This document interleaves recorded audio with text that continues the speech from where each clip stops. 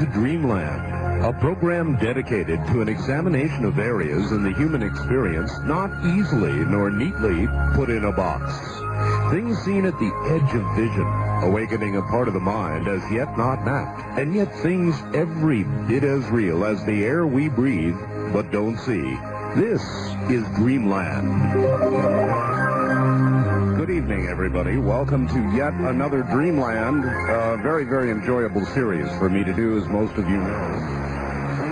We barely made it, but I guess what we did. And we've connected with Linda Howe, who is, believe it or not, at the Philadelphia airport, where I guess she just zoomed in. And that was a nail-biter. And our guest, of course, is going to be Bud Hopkins. Been looking forward to this one. UFO investigator extraordinaire, author of Intruders and Missing Time. So it should be, to say the least, quite an evening. I'm Art Bell. This is a sort of an unusual program. And if it is your first listen, I suggest you sit back in an armchair and prepare yourself, because this is some pretty fascinating stuff. Now, all the way to Philadelphia, literally, I guess, at the airport, and Linda Howe. And hi, Linda, you're at the airport, actually? Yeah, Art, I'm in a relatively noisy phone booth out here. I'm going to hope that we're going to be able to transmit all this well, and if you hear what sounds like the loudspeakers or the music of an airport behind me, that's because that's where I am. Understandable. I was in Eureka Springs this weekend at the Eureka Springs conference that discusses the large complex UFO phenomenon. One of the guests who spoke for the first time in 28 years about his experiences as a television producer and writer in 1972 to 74 with the Department of Defense, working on a documentary called UFOs Past, Present, and Future, was Robert Emenager.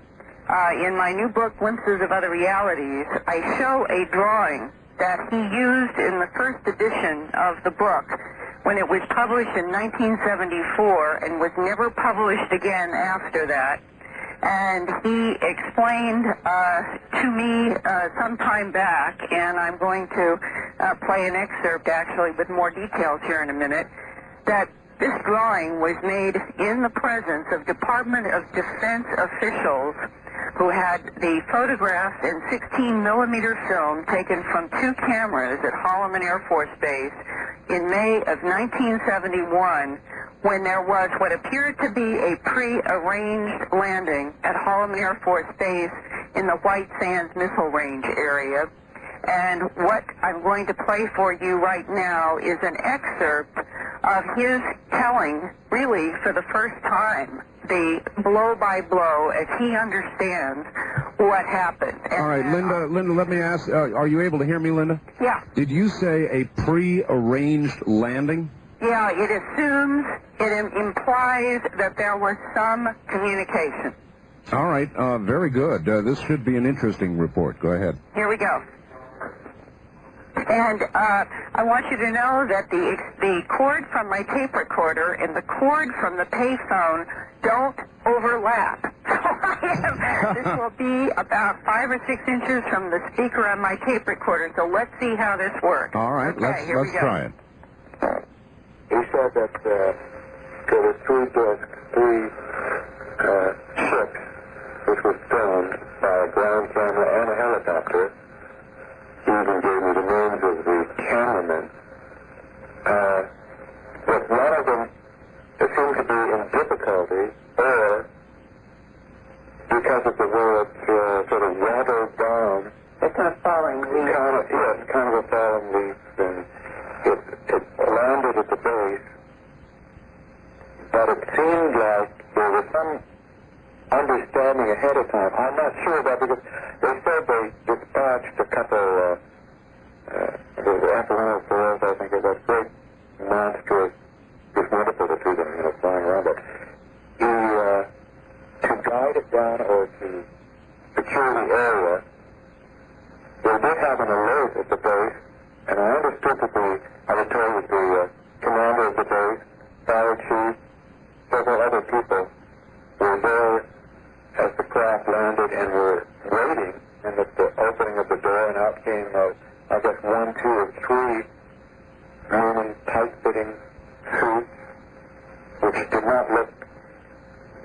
human. They had those cat eye type look to them. Very thin mouth. They had almost like a Sumerian-looking hat, as a matter of fact, rope design, and even Sumerian-looking face. It would look like that to me. With a very large, almost beak-like nose. Yes. That they were met and taken to, there's an area there where the buildings are no longer exist. Because when I went there, I asked where are these buildings. They said those two buried buildings were torn down. There's no significance to that. They're always tearing things down. And with the craft, the one that did land was taken down to the end of Mars Avenue and put in a very small hangar. This is what I was told. They were met by an Alfonso Lorenzo, at least that's the name that's on one of the documents I have. He was supposed to be a biologist or an electrical engineer? He was an X-ray technician or something, radiology, was in that field. But I never heard that he was really on TVY from Foreign Technology. And he may not have been a tech sergeant at all. But that's what I was told. But he was apparently he was an attendant to one of these beings, took care of whatever their needs were. What was his impression of that? Well, he was somewhat freaked out, and he's the one who contacted his friend at Norton to be on the alert and look for the film that would be coming. He said, I know there's got to be filmed. And he kept corresponding with Paul. Paul Schroeder. Yes, Paul Schroeder. However, was any kind of a personal human reaction to these things? Yes, he did. His comment was that to him, they appeared like scientists, like educated scientists. Now, I don't know what kind of communication was done, but it seemed like there was no problem with communicating. They held in the drawing in your book, there was that There was a rod. staff, which is a half caduceus, is it? It looked like, a coil around a staff. And He did mention what that was. That was a communication sort of ability to also, I imagine, to paralyze or to do whatever. It was like their leadership role. And it's very interesting that we have, all through our military history, we've had the short baton as a symbol of leadership and power. And I kept wondering, I wonder if this is something that we, in our ancient past, have copied, like little humans that we are. All right, I want to double check. Is this coming through at all clearly? Well, not very, Linda. Well, not that's very. what I'm concerned about, and it's such an important interview. I understand. That So maybe what I ought to do is just give you a quick summary on this, and then next week do it again in the finer audio abilities I have in my office. all right, let's do that, Linda. Give me a summary because it sounded fascinating. What was the essence of the report? This is the very first time that Bob Emenegger has described the beings in any detail and using the terms Sumerian. He said this was the context within which they were described, the same kind of pleated headdress that rose over a bulging head. He said the eyes did have vertical pupils. He referred to them as cat eyes. They were holding a rod in the left hand, which is in the drawing, that had a coil roping around it, that he said our people understood to be both a communicator and something that they could use as a paralyzer if they were threatened in some way. All right, this is fascinating, Linda, but I'm a little bit lost. Exactly where and when did this occur? This was May 1971 in a portion of Holloman Air Force Base. 3 discs, this is the part apparently you could not hear easily, came down at this particular air base. They were met by a party of us. There were 3 beings. One of those is the Alfonso Lorenzo name that he was referencing. who was in some scientific capacity there, who was saying that his impression of these beings was that they were scientists. And he was describing that in this meeting of these beings that, for all intents and purposes, seem to be like the so-called old ancient Sumerian gods, at least in what we have in replicas of stone statues. They and their craft was transported for reasons that he said had something to do with a repair, but he was not sure if that was a cover story and there was some other reason, but that this was put on some kind of a truck covered with a tent and transported to a building at the end of a street that was called Mars Avenue. This happened in May of 1971, according to Emmenager. They were filming at Holloman and filming the documentary in which they described this event then as a hypothetical sequence, because that's what the Department of Defense told them to do.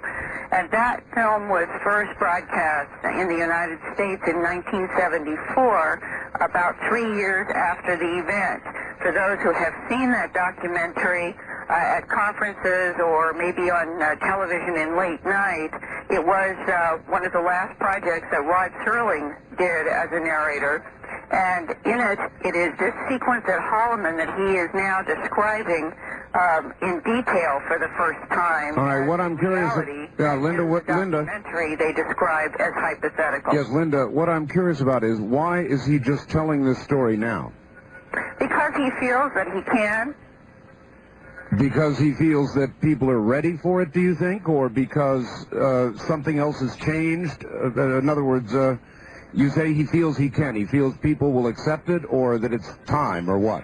Well, he does not, apparently, because he said he had checked with some of his still contacts in Washington about speaking at the conference and making these descriptions, and no one said that he could not. So this is, in a way, it is a step forward beyond the documentary 20 years ago. It's gone from hypothetical to the description of a reality.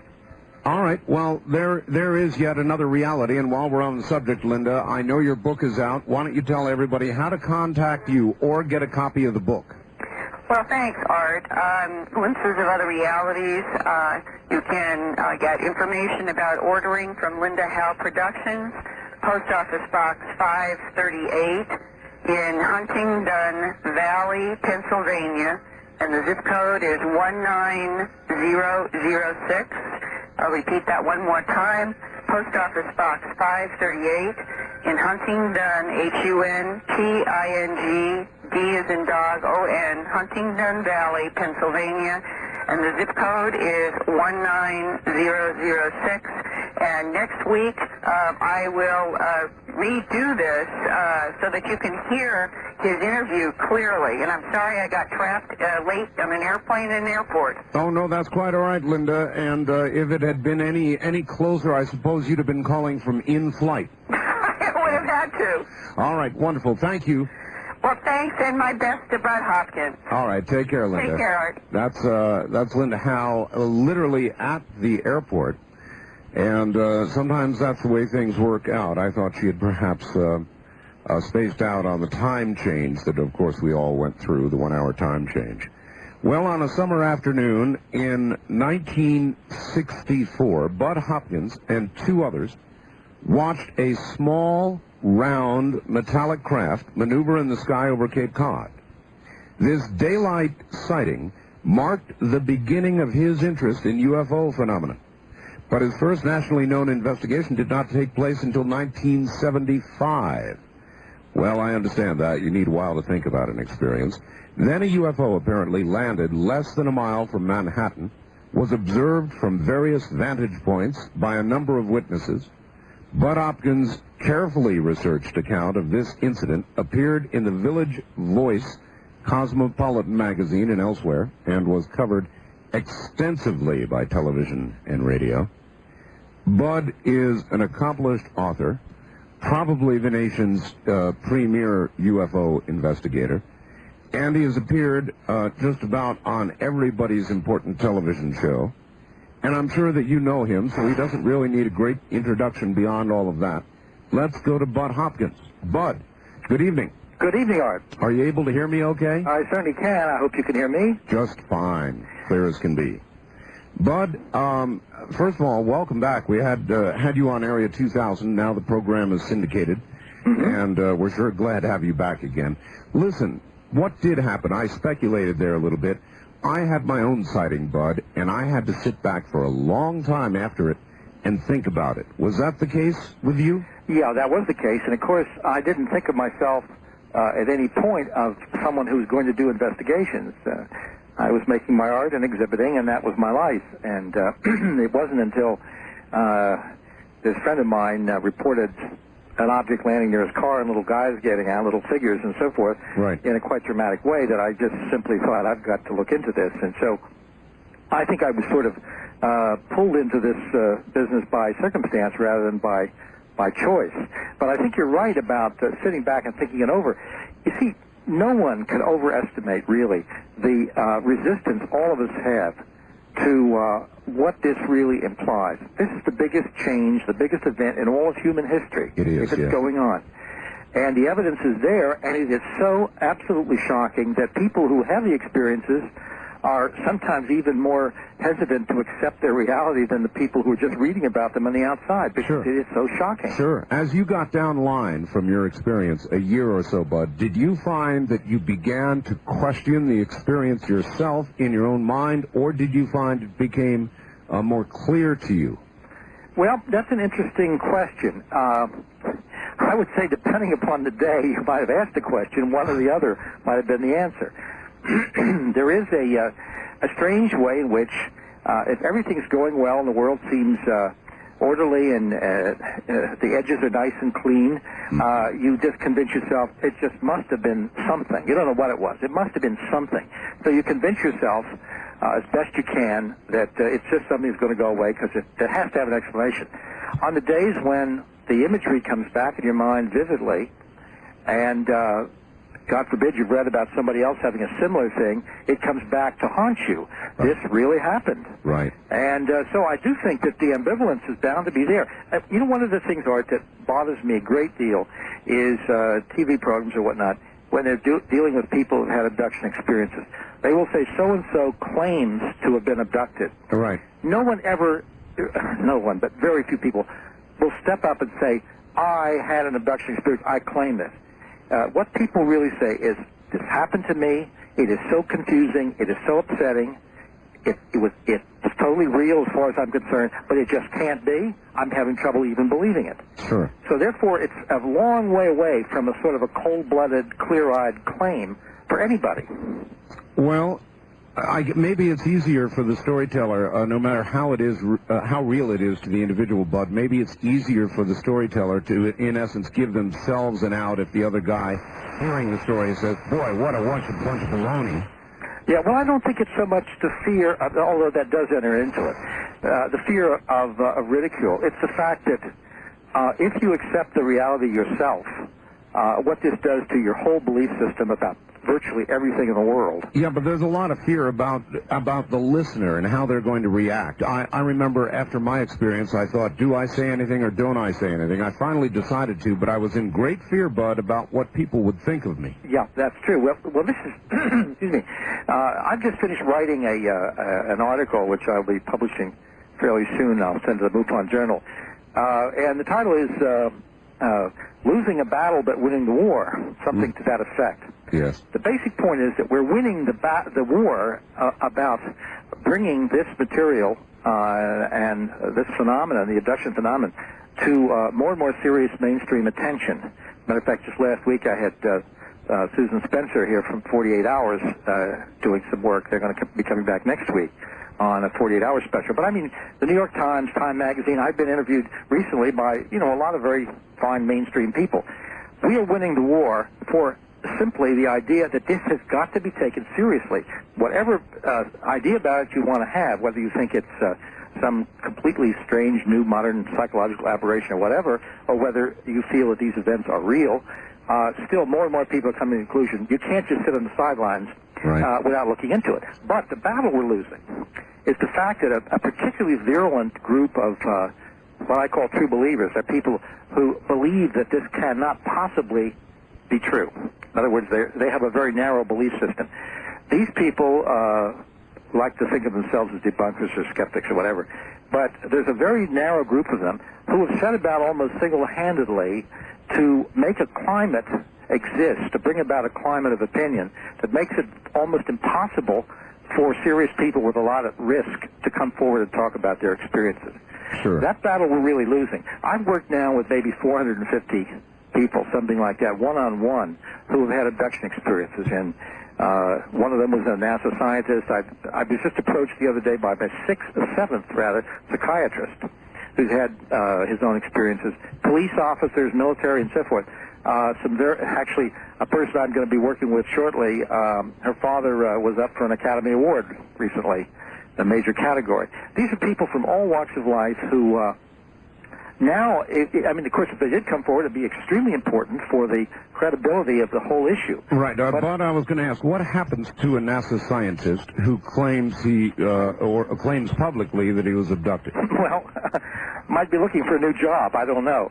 It's hard to say, but I would say to any NASA scientist in a situation like that, don't go public, because the climate that's been established of ridicule by these virulent reputation trashers, really, is such that they are trying to create a climate in which nobody can come forward and talk about this objectively in terms of personal experience without enormous risk. And to show you the level of the risk, I've received 2 letters, 2 different people, women, who had explored their experiences, and now we're in the divorce court, and their husbands were trying to get custody of the children on the grounds that the wives were crazy because they believed they'd had these experiences. You can imagine, if you were a neurosurgeon, or if you were a police lieutenant, would you ever come forward and talk about that under the present climate of ridicule? No, I don't think so. I advise people not to. It's really amazing that this many do, and if you get a chance to talk to them first, you say, no, don't do it.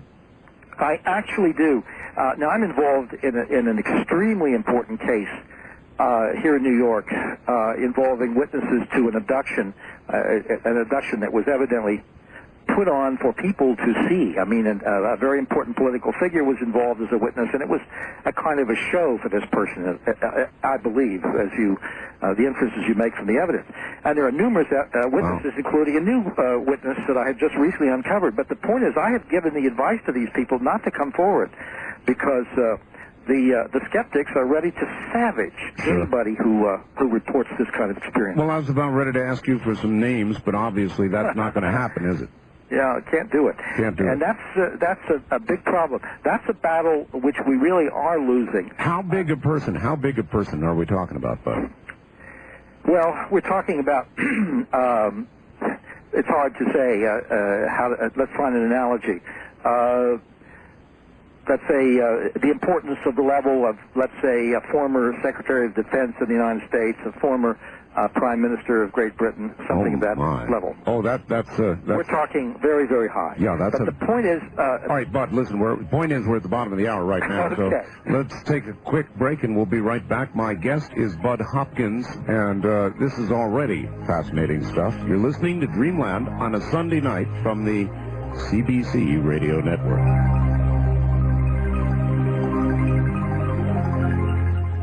Pre-recorded previously broadcast program.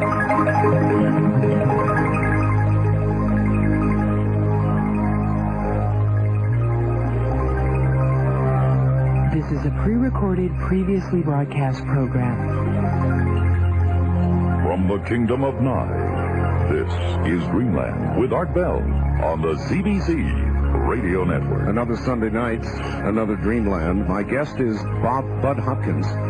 And he really ought not need anybody's introduction, and he really doesn't.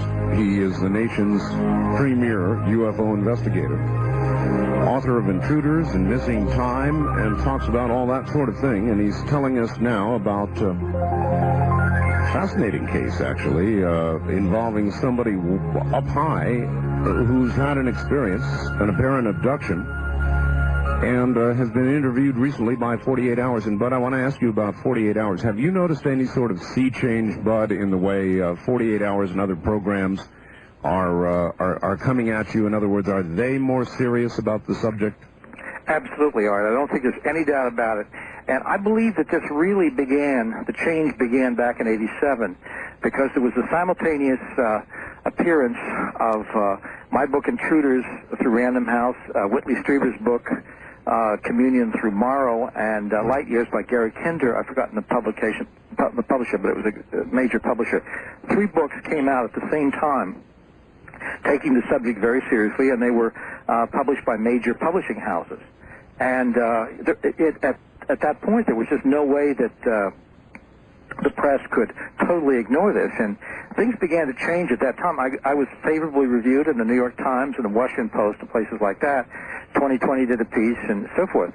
Plus, lots of other things. But the point is that the public is extremely interested in this, because I think there is a subtle awareness in this country that this has never gone away, that the subject just the evidence is there, and that there's an effort on the part of the government and other people to keep this quiet, and people just want more and more to hear about it. All right, I'd like to understand, Bud, what you can tell us about your own success. In other words, you are regarded, so well regarded throughout the mainstream media, and why is that compared to others who are ridiculed, frankly, and laughed at times? Why? Well, I don't think maybe you should ask the press to answer that question instead of me. I can just tell you what I tried to do, and that is I tried to never make any assertions beyond those that I feel the evidence can really support in a very clear-cut way. I tend to sit on aspects of the phenomenon which are more outre, more peculiar, which I cannot really support so well by clear-cut evidence.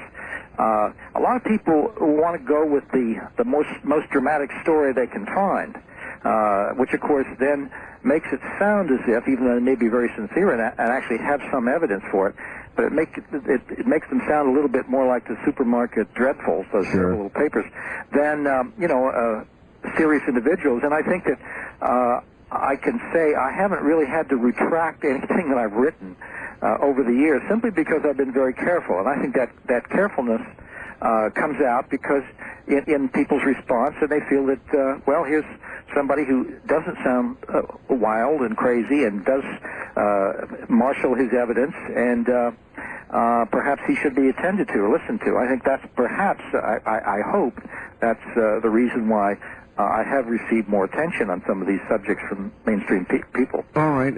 What about people like Phil Klass? Phil Klass I'm going to have on the program in debate in a few weeks. How has Phil treated you? Evenly along with everybody else, Bud? Oh, the man has lied, as a matter of fact.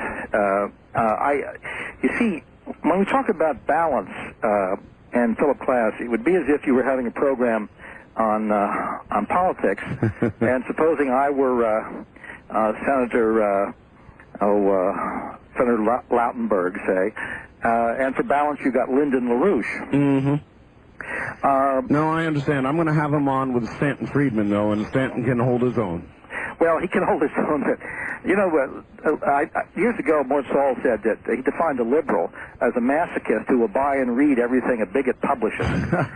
And I've always thought of Philip Klass as essentially a bigot. There's no sense of his having an open mind on any of these issues. And just to show you what's the typical situation, why I can say these very harsh things, and I don't say harsh things about many people, but as an example, he wrote a book attacking me at great length and attacking a number of abductees, Charles Hickson, Betty Hill, Kathy Davis, many, many different people. Sure. Attacking the entire phenomenon, and had never interviewed or spoken to a single solitary person that he wrote the book about. All right, let's look at motivation for a moment. There are those who say he works for the government, he's part of the disinformation campaign, or do you think it's just a personal thing with him?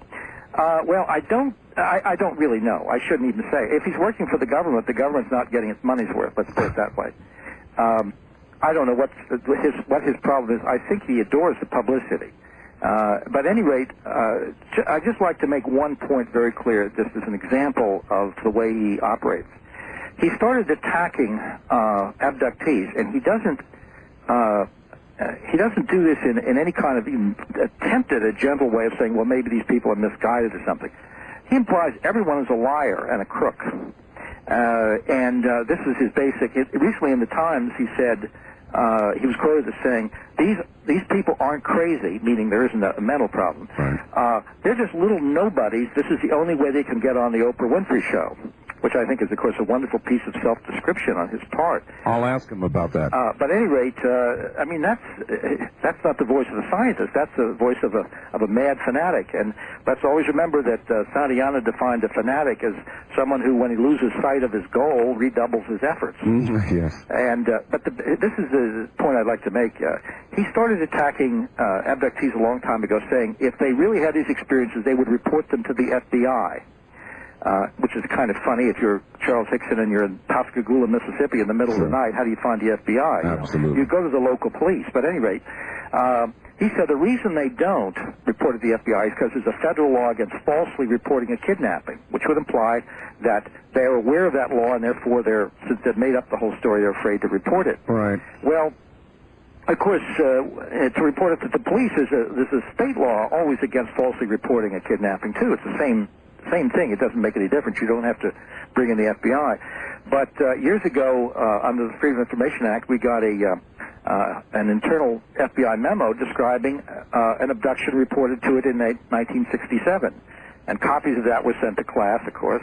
Meanwhile, when I did the Oprah Winfrey Show with him one time, the only time and I will never do it again, the only time I ever appeared with him, I handed him a copy of my letter to the FBI reporting all of the cases that I had been working on and demanding an investigation. Oh, really? How do you react to that? Well, he was, of course, his immediate thing was to counterattack and say, well, you should have done it earlier, you know. Huh. And, of course, it was an exercise in futility because the letter I got back from the FBI was exactly what I expected. You know, dear Mr. Hopkins, the FBI does not look into such cases.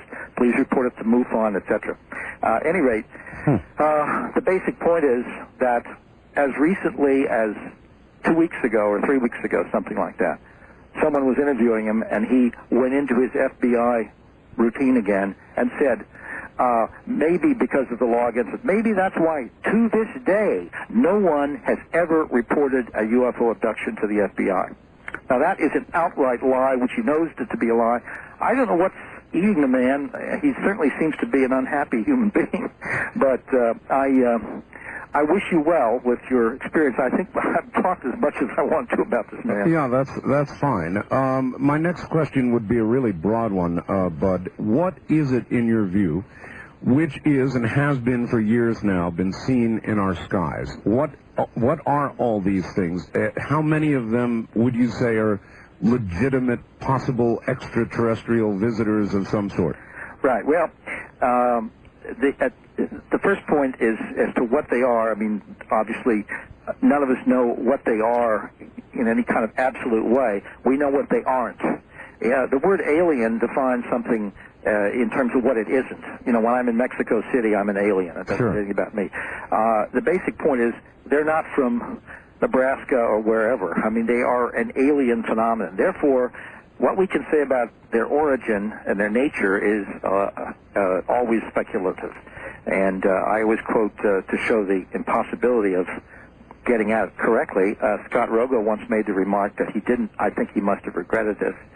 He was a good man and died far too young, but he did make this little slip, and he said he didn't believe that UFO occupants were extraterrestrial because they were not doing what extraterrestrials would do.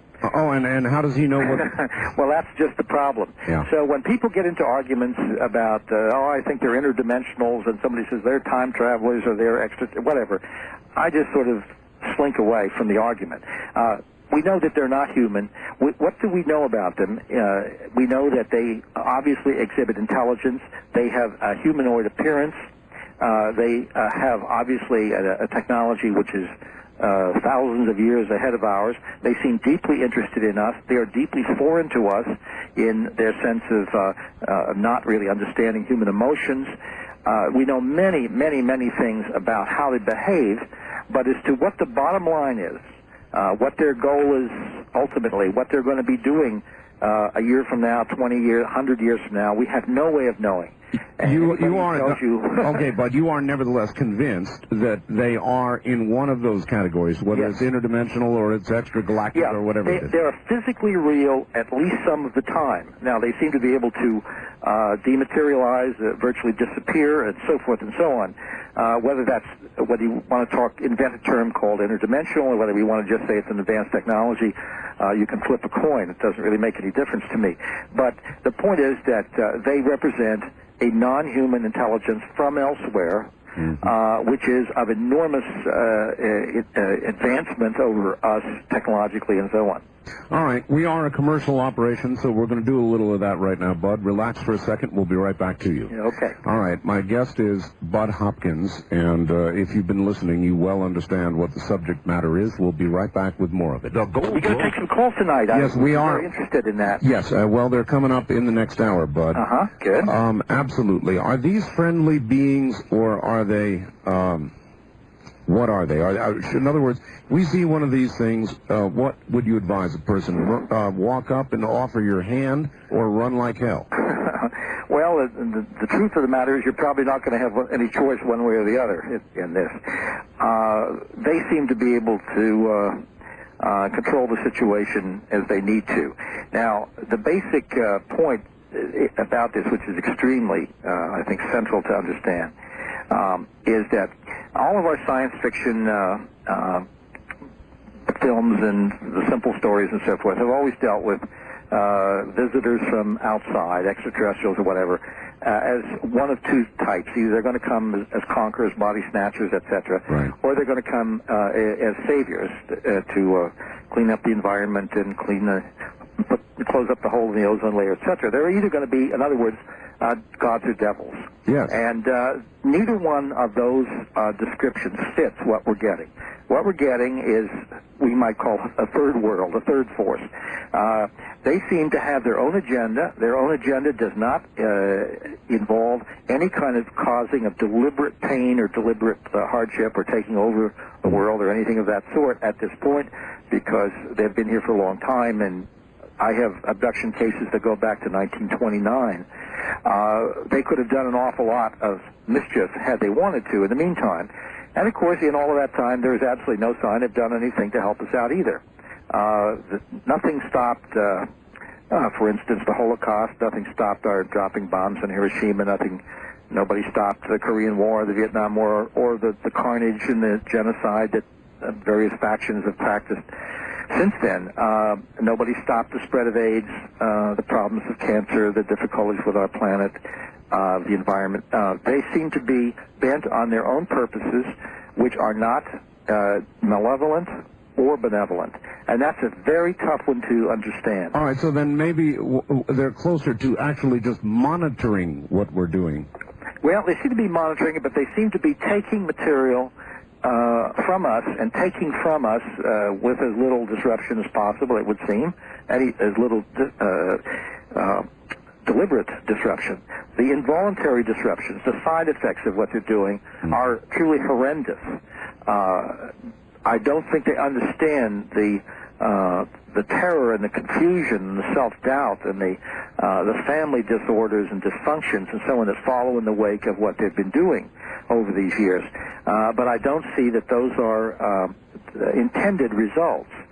So they are taking from us our genetic material, our DNA, our particular genetic makeup, because it seems, and this is the basic theme of my book, Intruders, and really this has been replicated and is accepted by virtually all abduction researchers that I know of. They are picking people up in childhood and picking them up again at intervals throughout their lives, right, as objects of study. And they seem to be taking sperm and ova samples and genetic material in what is apparently an attempt to create a mixture of themselves and ourselves, a hybrid being. And quite along with that, they seem extremely interested in understanding our emotions, our thoughts, our feelings about one another, our sense of relationship with one another, love we feel for one another, for our children, and so forth. All of those wonderful human things they seem to lack, and they seem to be very anxious upon to acquire them. Well, as you look at their behavior, Bud, would you say they're more likely, let's see, how can I put this? Would you say they're more likely our creators, or they are tampering with what has been created? Boy, that's a tough one to answer. I mean, we're out in real deep speculation. I mean, there are a lot of people who talk about them as our creators and so forth. The idea being that we must have some common genetic root for a hybrid program to work. I really don't know how to answer that. My feeling, though, Art, actually, is that on Earth, females carry their babies for 9 months. The fetus is in their bodies. And when they give birth, there's a tremendous sense of connection, of bonding with their children. If you imagine some kind of developed species which no longer reproduces by that method, which no longer has females that go through the discomfort and warmth and everything else of carrying a child inside the body and giving it nurturance and so forth, if they have evolved past that and they somehow need that, they feel that perhaps they've reached some kind of evolutionary dead end, and there are reports that would suggest that, though we can't, again, we're in speculation. Okay, again, that it is they have reached the dead end. Yes, exactly, they rather than us. I think they're envious of us, to tell you the truth. I think that they're gaining spiritual and emotional nurturance from us at the same time that they're taking, forcibly I should say, genetic material. All right, a lot of people speculate in order to do that, there was with our government or somebody a deal made, Bud, a long time ago, some kind of a technology swap for genetic tampering permission or whatever. I think that's totally without foundation. I think it's even kind of ludicrous, just on the ground that if all we've gotten out of it is some stealth technology, as people allege, stealth planes manage to cost an inordinate amount of money and don't even work very well. I don't know what we've gotten out of it. I don't see anything that we've gotten out of it that any kind of quantum leap in technology.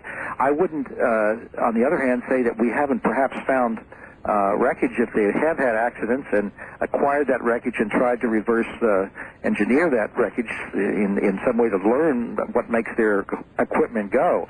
But the idea that, I always used to think, under the previous administration, I always sort of made a joke about it, that I always saw the idea of small gray men with clipboards standing in Dan Quayle's office with a list of children they wanted to abduct that week, or aluminum siding salesmen or whatever. I mean, it's just totally foolish. They can do whatever they want to do. They don't have to ask any government permission from anybody.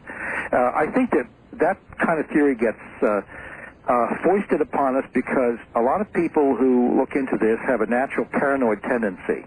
And I don't mean that in the strict clinical meaning, but conspiracy theories are wonderful for a lot of people. They abound. And, of course, you understand paranoia is a wonderful thing because it instantly organizes what's otherwise chaotic. If you and I have a flat tire in the afternoon and lose at poker in the evening, we think we had a couple of bad breaks, but the paranoid will tell you who did it to you and why. That's right. So the point is that if there's a lot of paranoia about the UFO phenomenon, there's, of course, tremendous paranoia, and some of it obviously very deserved on the part of belief about the government. So if you can put the two together and say the two are working hand in hand, we've got a kind of very satisfactory thing. All right, you almost speak as though there is not a government cover-up. We're close to the top. No. There is one. Absolutely. But there's a big difference between complicity and some kind of a deal that where the government or some branch thereof is, quote-unquote, allowing the aliens to abduct thousands and thousands and thousands of our citizens daily.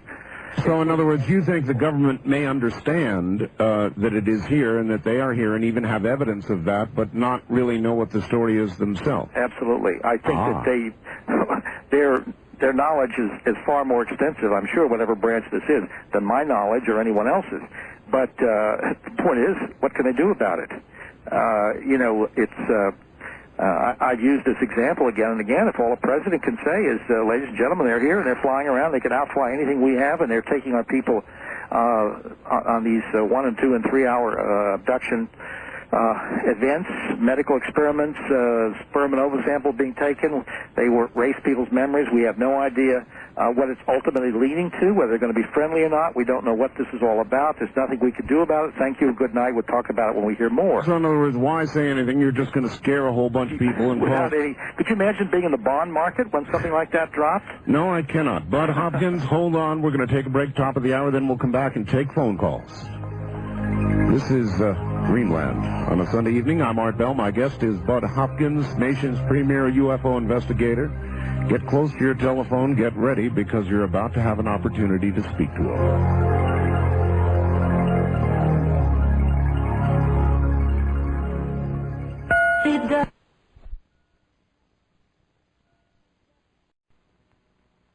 1-800-618-8255. 1-800-618-8255. First-time callers, area code 702-727-1222. Or the wildcard line at 702-727-1295. This is the CBC Radio Network. And we own the night or evening, whatever day part it happens to be. My guest is Bud Hopkins. And as the man just told you, those are the telephone numbers. The telephone lines are now open. Bud is our nation's, I believe, premier UFO investigator. I'm honored to have him on the program. Bud, are you there? I certainly am. Okay. And if I may just make a comment, because we do live in the real world too, with this, all the rest of this, I'm sort of astonished at the heavy-duty right-wing bias of the news reports we're getting. It's really quite on your program. It isn't so much news as a little sermonette about how bad anything liberal is.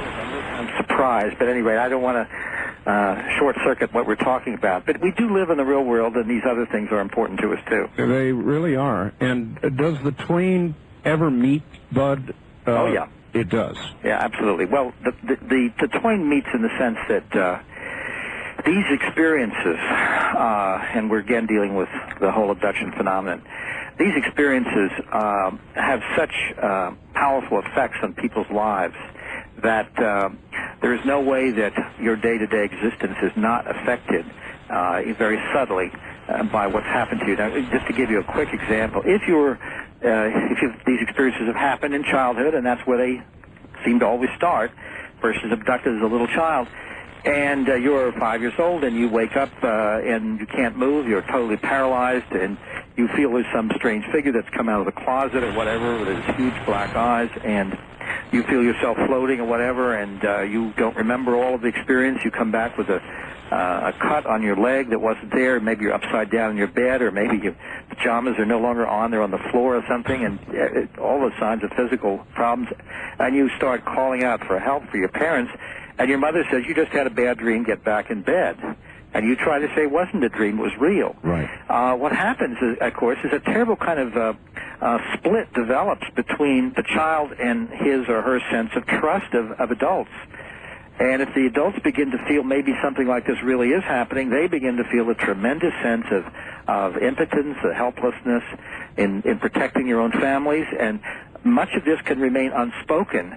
And it does not help anybody in your day-to-day existence, whether you're talking about your first-grade teacher or your friends at school. You're afraid to let them know that these strange things are happening to you, which you think, am I crazy? Is this me? Or what is this? Sure. All right, but one other thing. You brought up politics, so one question, then we'll go to the phones, and that is, this administration, they've revealed an awful lot about the nuclear testing and a bunch of other baloney that's going on. What kind of hopes do you have that they're going to release information or what they know about UFOs? Well, my hopes are slender, sad to say. I mean, we have been hearing day after year after year after year this is the year and they're going to come clean and so on and so forth. I honestly don't see how they can do that without really terrifying the country. They've put themselves in a completely terrible position by the government cover-up program, because by denigrating the experiences of literally millions of people, they're really saying you didn't have these experiences. You either made them up, you're a liar, or you're mentally ill. It didn't happen. Some problem psychologically, and this is, of course, very much like on a national scale what I was describing within a family, where the parents are telling the children, "This didn't happen to you. You just had a dream," and the child knows it wasn't a dream. The people who've had these experiences know that the government is lying to them. And, of course, it means that they have no place to go for help, although we're trying to supply that as best we can with our limited resources.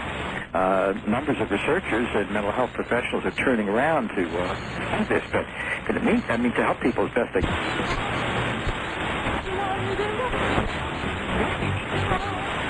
Enormous damage, and of course, if they admit now, after years of lying about it, as I said, I wouldn't want to be in the bond market when this happens. So they're really in a spot. Right. All right. Let's take some phone calls. On our toll-free line, you're on the air with Bud Hopkins. Good evening. Where are you calling from, please? Portland, Oregon. Portland, Oregon. All right. Go ahead. Well, I had a recent experience, and I was just wondering how familiar this is. Not too long ago, I had just gone to bed with my fiance, and it was quite late. It was about midnight, and I felt as though something had entered my room, and I opened my eyes, or tried to open my eyes, and my vision started to just kind of blur, and then my hearing went out, and I was completely paralyzed. And all I really do remember seeing is something kind of dark, and not too huge, but kind of large. And then I remember trying to yell or scream for my fiance, and all I remember being able to do is kind of mumble and groan a little bit. And then not too long after that, he was shaking me, as if he was trying to wake me up. And then after that had happened, I still couldn't move or hear or anything, and then there was like this loud wind in my ears, and then I was able to get up and scream and tell him to turn on the lights, and that's basically all I remember, except for that the next morning I woke up and had a bruise across my shoulder that hadn't been there before. No. Well, this is something that should definitely be looked into, and we have some people in Portland. You're very fortunate to be in a city where there's a very sensitive investigator whose name I don't want to give over the air here. This is what I would suggest you do. If you write to me, this is the address for anyone who wants to describe an experience. Just write to me, care of IF, just the initials IF. It stands actually for Intruders Foundation, but just say IF. Okay. Box 30233. Okay. And that's New York, New York. And the zip is 10011. Okay. Now, if you write to me, and we will put you in touch with a very skilled and helpful and very, very warm person, an investigator in the Portland area who has had these experiences herself. And she has a support group and people who can be of help. But your experience should very definitely be looked into. All right. Well, I have another question. Does this usually happen because not too long before that I had kind of a sighting. I'm not too sure exactly what I'd seen, but it was definitely something not usual or out of, kind of... All right. Listen on the radio for us, please, ma'am. Is that typical sighting and experience? It's not necessary. Many people have these experiences without remembering a sighting or without having had a recent sighting. According to the Roper survey, it would suggest that perhaps more people have had abduction experiences than have had UFO sightings. We used to think of the abduction as a kind of a bizarre, very minor aspect of the whole phenomenon, but now I think it's, of course, the central purpose, and UFOs are, as it were, the getaway car. And as I pointed out, we spent originally, before we accepted the idea of abductions, we spent many years trying to get the license plate number on the getaway car without having figured out what the crime was. Right. So UFO sightings are not necessary, and are not necessary for someone to have had these experiences. All right. On the wild card line, you're on the air with Bud Hopkins. Good evening. Where are you calling from, please? Good evening. This is Fritz from Los Angeles. Los Angeles. Yes. Okay, Fritz. Go ahead. Now to a very serious, sensitive subject about the alien. Way back in 1965, I learned about two alien federations on a cosmic doorstep. Now, the kind ones with a democratic, utopian, free will belief, and the not-so-kind ones with a socialistic, I'm your leader, you will follow me system. What I want to say is that for hundreds of years there has been a great conflict over who will connect with this solar system. Now, my question to Bud is, have you heard in your research run into this conflict about the two alien races out there who want to see this take over the Earth sooner or later. All right, thanks, Rich. Well, we've got the left and the right in this country. It's kind of a question about extragalactic politics. I would say that what's been described here is essentially, with all due respect to Fritz, it sounds to me like the kind of projection that we get from people who want to put this in the duality of gods and devils, gods and demons, and so forth, that I was talking about earlier before. I haven't seen in the 18 years I've been doing this kind of research, I haven't seen any sign that we have different groups doing specifically different things. Now, we have different physical types described from time to time, but they very often are seen in the same ship doing the same kind of work with human beings that I've been describing. Do you think that they are in contact with each other, aware of each other, or could we, are we being simultaneously contacted or sporadically contacted by many different groups and different origins?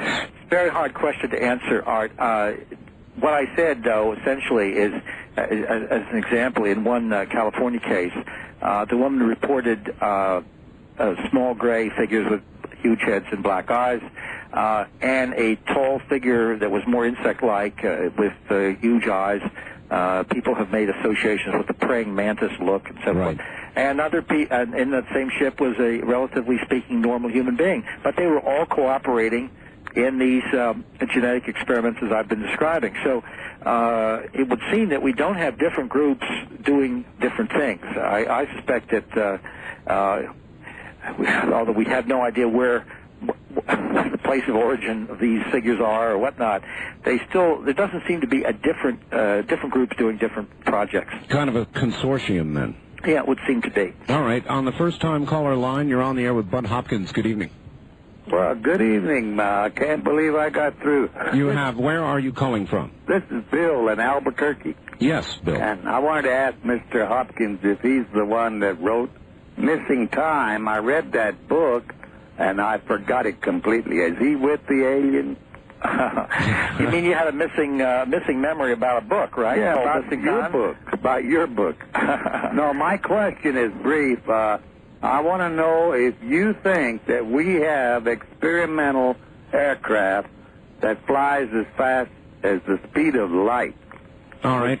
All right, Mr. Bell's guess. I would doubt that very seriously. I'm not a scientist, but I would doubt very seriously if we have anything that remotely approaches the speed of light. I think that there are undoubtedly aircraft under, in the planning stages, advanced aircraft of one sort or another, and also there is evidence that has come up actually in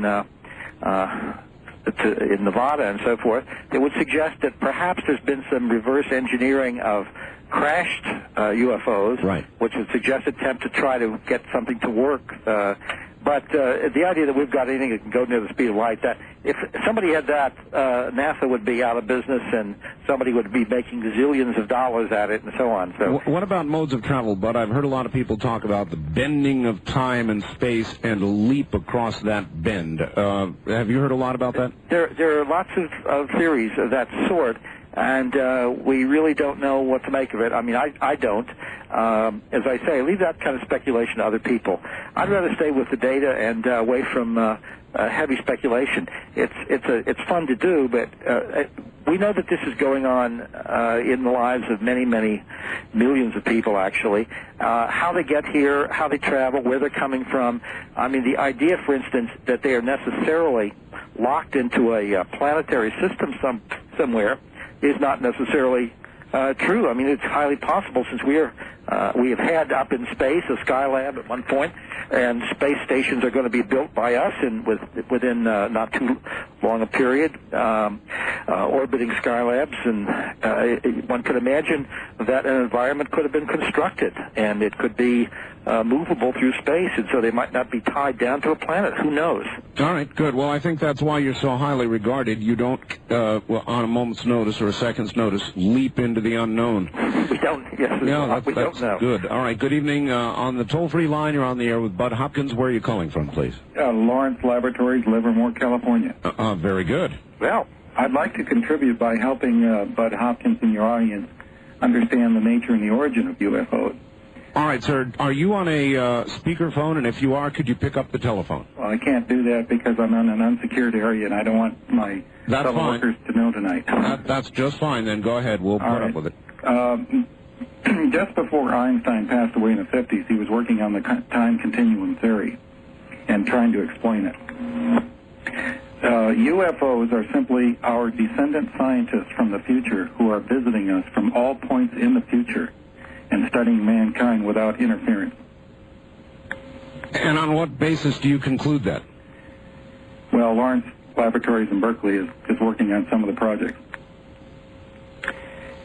Well, the idea of time traveling, of course, has been brought up many, many times as a theory, and I don't see that really changes anything, frankly. I'm really taking a chance and even talking about that. I understand, and you are giving us news. Can you give us some idea of what technologies you're talking about, please? Well, the different crafts that you see are simply the different time machines, modes of travel machines that are from all different points in the future.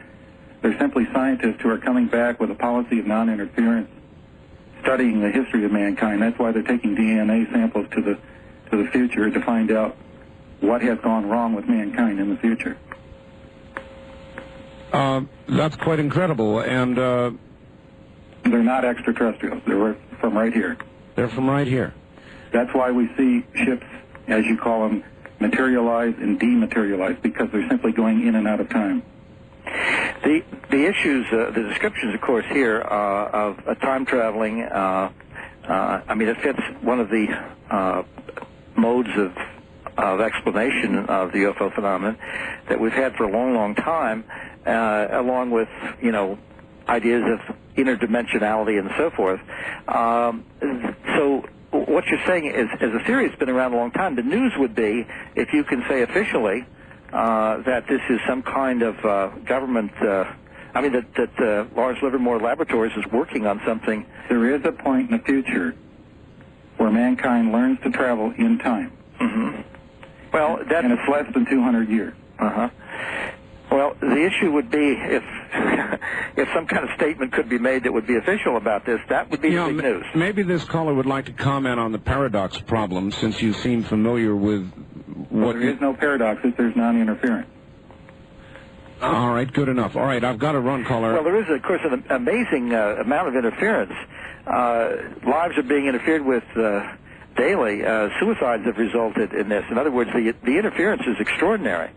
So it isn't a question of let's say, deliberate interference in the sense that governments are being changed or altered or something, but lives are being altered on a vast scale. I don't feel it is possible to say there's been no interference. But that was a remarkable call. Would you like that person to contact you privately?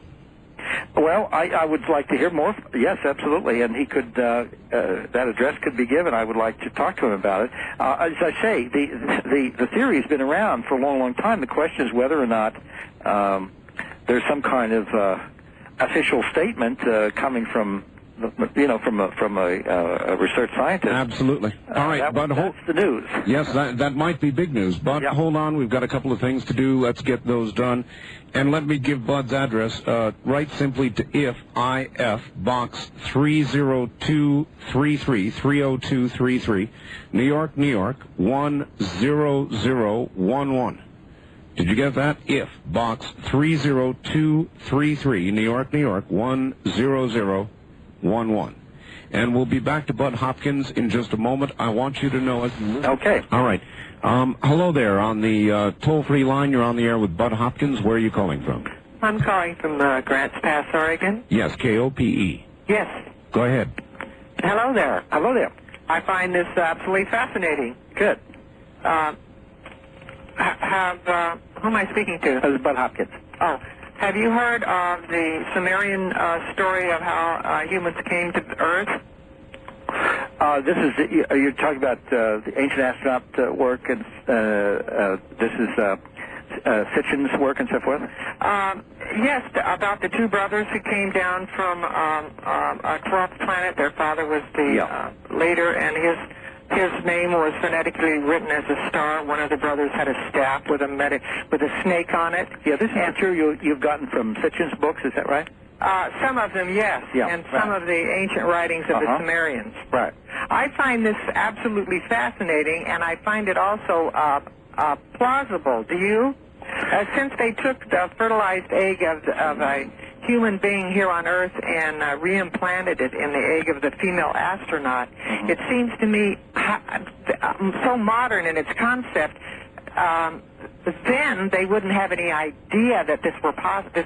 Right. All right, thank you. We're way short on time. It's almost mythology. Essentially, I just hesitate to ever speculate on ancient astronaut issues.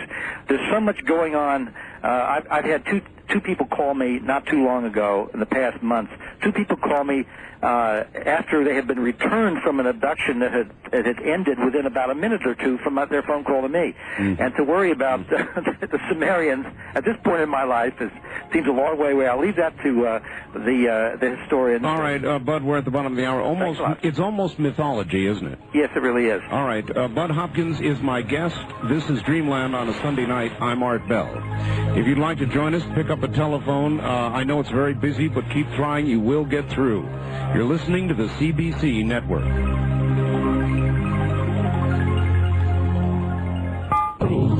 This is a pre-recorded, previously broadcast program.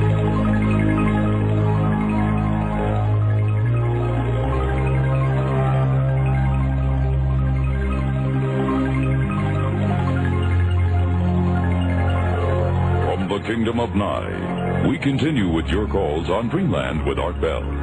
Call Art now toll-free at 1-800-618-8255. 1-800-618-TALK. First-time callers, area code 702-727-1222. 702-727-1222. Or the wildcard line at area code 702-727-1295. 727-1295 in the 702 area code. Now again, here's Art Bell. And Bud Hopkins. Good evening, everybody. An unusual opportunity for you to talk to what I think most of us consider to be our nation's premier UFO investigator, Bud Hopkins. Bud, are you still there? I certainly am, and I'd like to make a comment here. Your point was the man was on a speakerphone a minute ago on the Lawrence Livermore call? Well, when I first heard him, I thought it was a speakerphone, and it may have been, and it also sounded like a portable because I heard it kind of wishing around a little bit. I see. What did he say it was? What do you mean? I forgot what he said, what kind of phone it was. I'm a little suspicious of the call, frankly. Yeah, I'm glad you had a chance to think about it. You thought it was perhaps not real at all. People don't tend to call and say, I'm calling from Lawrence Livermore Laboratories, to tell you the truth. It's true. If someone is from a very highly secure area, making a phone call and having his voice go out and so forth, with apparently sensitive material, it's not the sort of thing that you announce on them. It is true. We're talking careers here. Yes, exactly. It's much more likely to say I'm a truck driver who stopped at a truck stop here, but I have this information. This is what I have heard or something. Anyway, we can move on, but I just wanted to say for the audience, I may be doing this gentleman an injustice, but I'm not so sure about it. Let's see what you get in the mail. Okay. All right. On the toll-free line, you're on the air with Bud Hopkins. Good evening. Hi, I'd like to... All right, hold on, sir. Don't do anything yet. Turn off your radio first. That's number one. Okay. All right, now tell us where you're calling from. All right, my name is Eric, and I'm calling from Eugene, Oregon. Eugene, Oregon. All right, go ahead. And I'm calling to find out, are you familiar with Al Bielek and his time travel experiments? Yes. And how likely are they right now? How likely do you think that they are? All right, thank you. That's a question about the credibility of Al Bielek. Yes. Well, that's a hard question for me to answer because I'm not as familiar with it as I should be. I'm aware of it. I know that he has devoted a lot of time to writing about it, lecturing about it, and I would prefer to just let this one kind of dangle. I don't like to step out and pontificate in areas that I'm not as sure as my knowledge and information as I should be. All right, well, let this one go. All right, let's go away from Al Bielek, though, and let me ask you about the Philadelphia experiment. Did something, in your view, Bud, happen? My general sense is that no, it did not happen in the way it was originally reported. Now, of course, Mr. Moore, who wrote the book about the Philadelphia experiment with Berlitz, I believe, together, has since felt that the evidence is not really compelling that such an event took place. That was a long time ago, and obviously every single one of these issues, such as that amazing event, the disappearance and reconstitution of a ship and so forth, if something like that were feasible, I think we would have used this in one way or another, militarily or commercially, whatnot. One of the problems, of course, with all of these ideas of which verge on conspiracy theory about super-duper government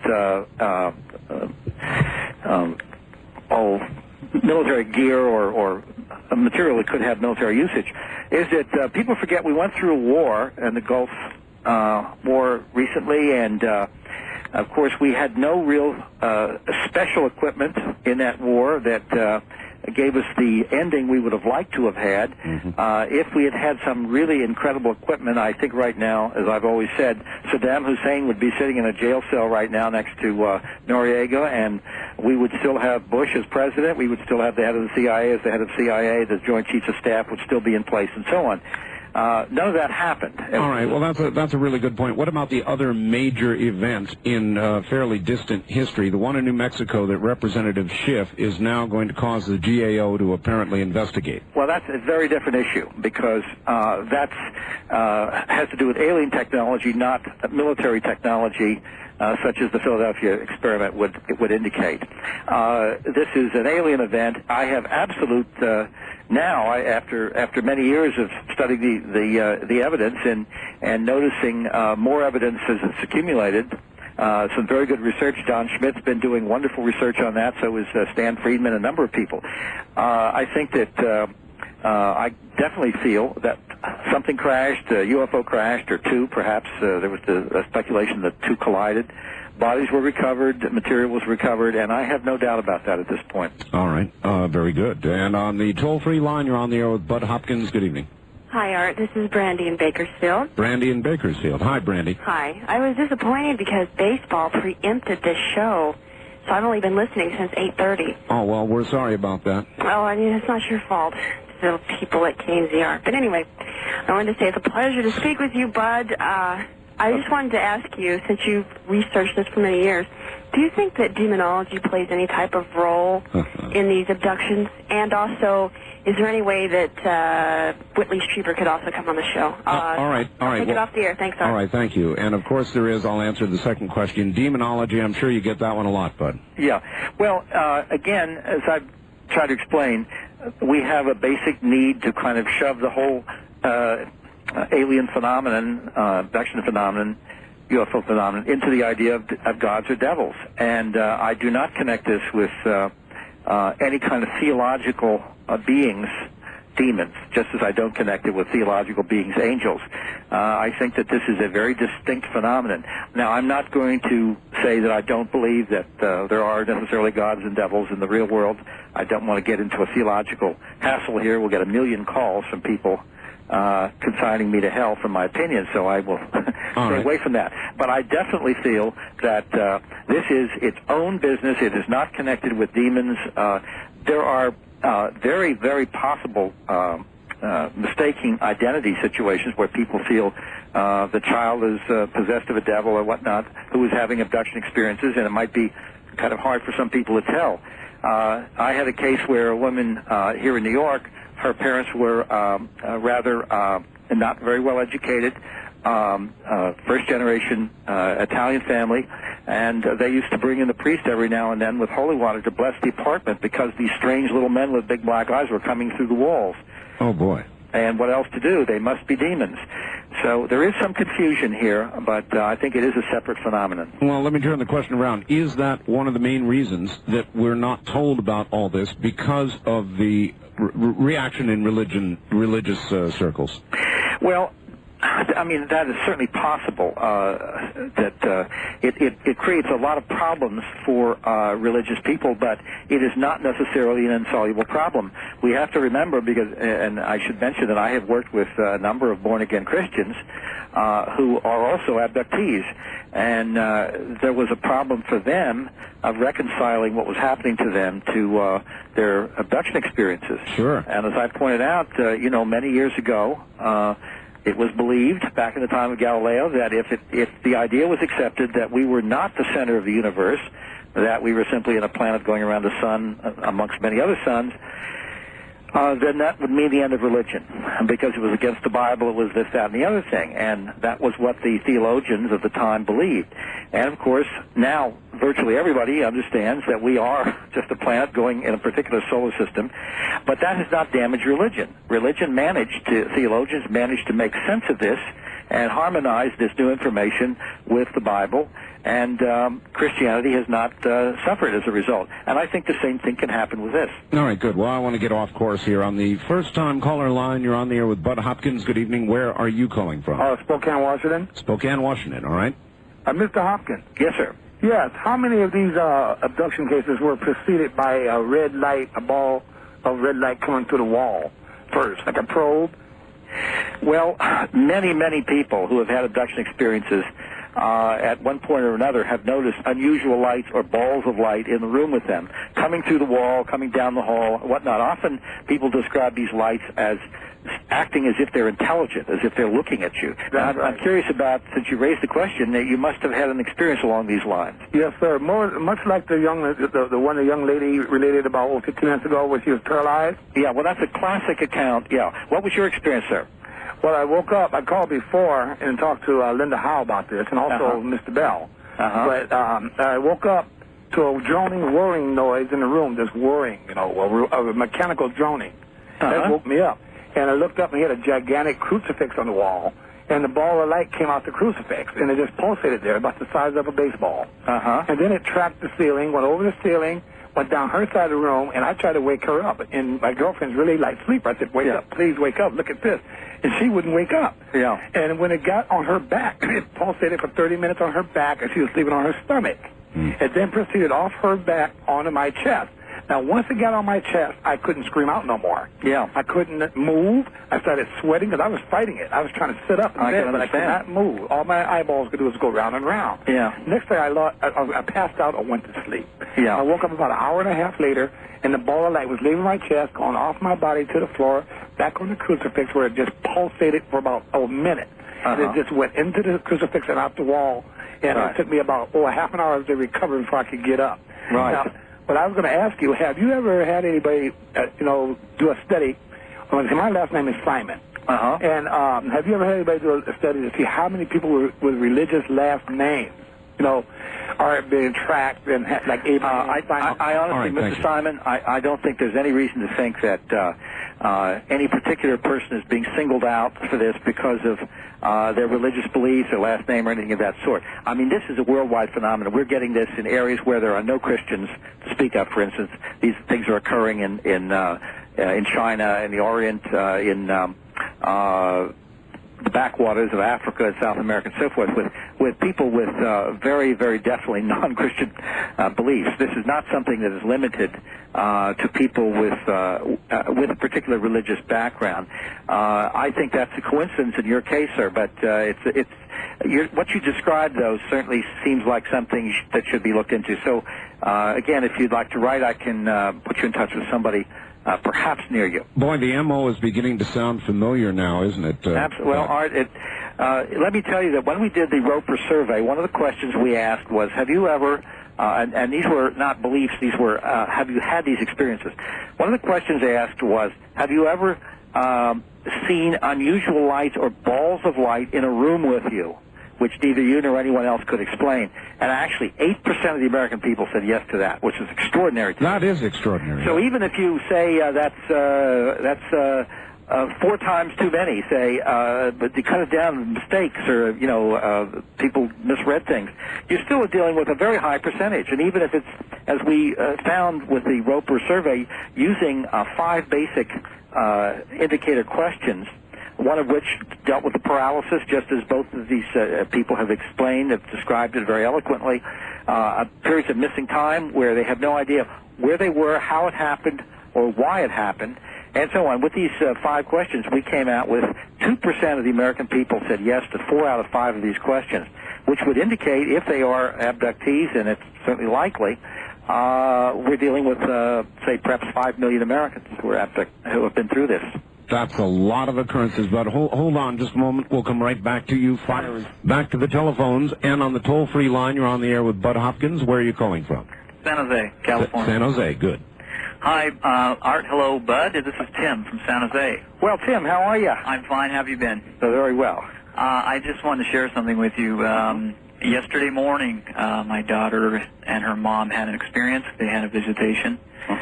Her mom woke up with an extremely sore throat, nauseous, nasals were stinging, disoriented. She had a blue fluid coming from her nose, one nostril. Oh, boy. She threw up, and she called me. I was curious if you'd heard of any sort of blue fluid with other cases like that. Well, that's coming from her nostril. Was there any way of saving any fluid? She wasn't thinking of that at the time. Yeah. We have a lot of different strange fluids from various bodily orifices which have created stains, and we have saved the material. It's very hard to analyze some of this stuff if you don't have much of it, and if it's very embedded in fabric, it's quite expensive to do it. But things like that have been reported more often, actually, kind of a brown fluid. Yeah. How about your daughter? She seemed to be okay. We took her to an emergency pediatrician just to make sure. I tried to share this phenomenon with him. I showed him the pamphlet that you and the Bigelow Foundation wrote, Unusual Personal Experiences, I think it is. He wasn't receptive at all. He laughed about it, shrugged it off, and didn't even want to take the pamphlet. Did she report anything specifically happening, her recollections, the daughter? No, she had no recollection of the event. But was anything physical? Not to her, but to her mother, yeah. More to her mother than to her, yeah. Well, let's hope she wasn't taken. No. But, well, thanks very much, Tim. I'm, sorry this happened. These have been extremely difficult situations to handle for a family, but I think you're doing a fine job. Would you recommend somebody like that, Bud, investigate further, contact somebody, find out if, in fact, the child or the mother or both were taken? Well, I certainly would. The mother has worked with a psychologist in the area who's very, very helpful. Has done a very good job, and since I know Tim, there are various people in the area, including another pediatrician and others who could be helpful. We do have quite a group. This is generally in the San Francisco area. We have some very good people out there. So Tim has got some support, which is very helpful to him. And but is there any geographic area that is visited more frequently, apparently, or is it just simply completely random?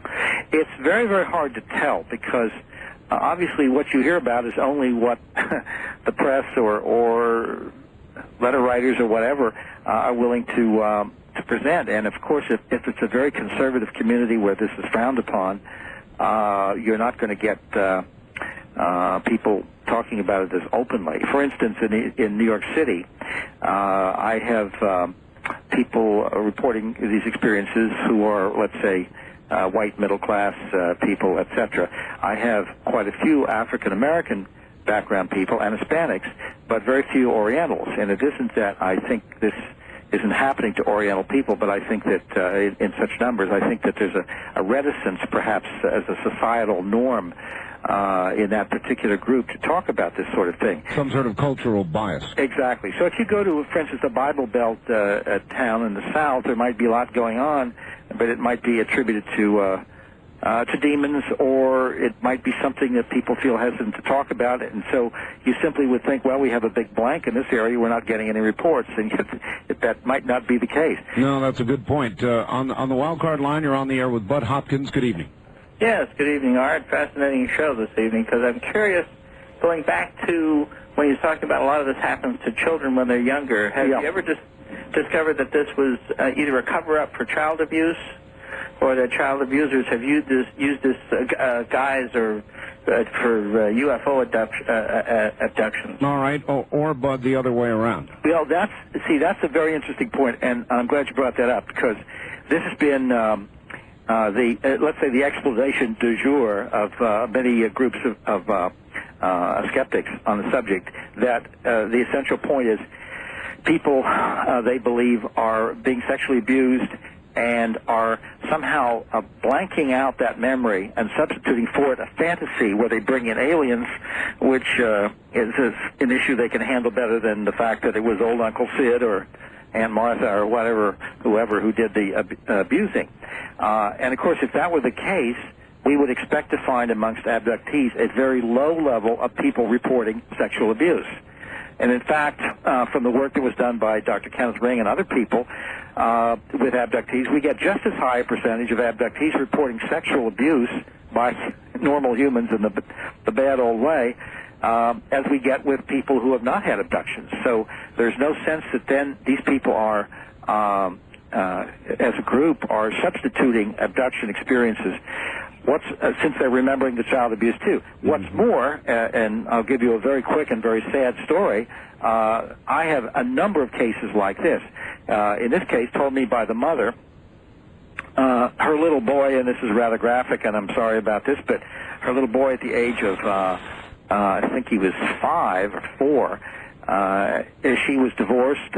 He was having, the husband had visiting rights, and the little boy would stay with him on the weekends. And the mother said, who was a registered nurse, she found her little boy in his bedroom with a screwdriver, which he was trying to insert in his rectum. Oh, my God. And he told her, when she was, of course, horrified, he said, that's what the man does. He uses a tool or something like this. Well, at any rate, she naturally assumed sexual abuse on the part of her husband, who vehemently denied it, but she went to court and got a court order barring her husband permanently any visiting rights whatsoever with the child. And the husband moved away, and of course, within a couple of months, the child was again talking, and he had some damage to the tissues, rectal tissues.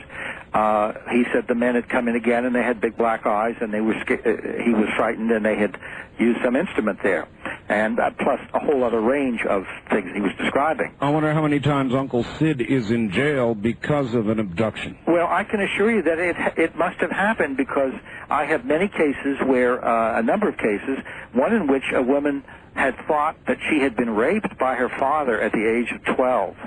And that she had harbored these feelings all her life, never accused him. He never really changed his behavior. But the description of the rape scene, which I can't even go into, it's very, very odd. There's nothing about it that sounds like a rape, but her father was present. And as we explored the experience, it seems that it was an abduction of the two of them. And at one point, he was in the ship without clothes, as she was in the ship without clothes, and things are being done to the two of them. So it was interpreted as a rape. But I can assure you that just even the questioning from what she remembered consciously had nothing about it that suggested violence. She remembered that she was lying down, that she was unable to move, that she had no clothes on whatsoever. There was no sense of any violence or struggle. She felt that something was inserted into her body. There was no sense of another figure, of another body in relation to hers, etc. That her father was standing off to one side, unmoving.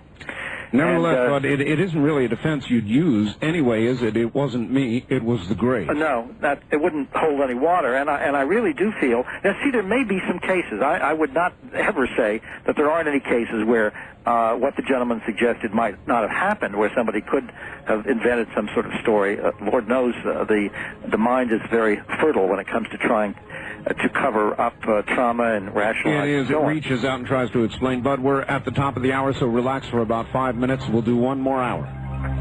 Okay. Bud Hopkins is my guest. Fascinating night. We'll be back with more in about 5.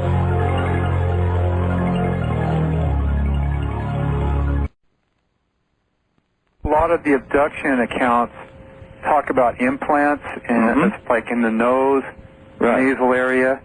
My question is, why don't we see these devices, and it would seem to me that if someone felt they had an implant in their nasal area, that they'd go and get some type of scan, like an MRI or a PET scan. Right.